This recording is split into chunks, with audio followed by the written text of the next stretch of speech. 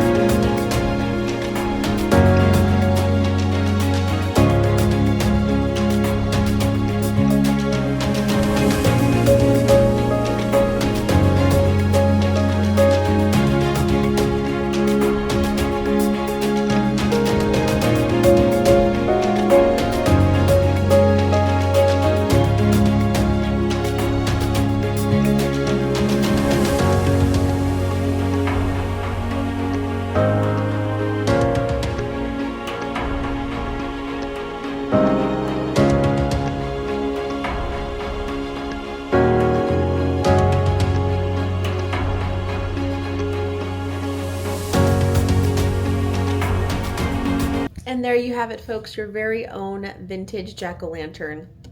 I dig it. This project was so much fun, and at first I thought it was going to be pretty intimidating, but with the actual decoupage pumpkin that I actually got at a Hobby Lobby, the pumpkin shape was already there. All I had to do was add the 3D elements and then paint it.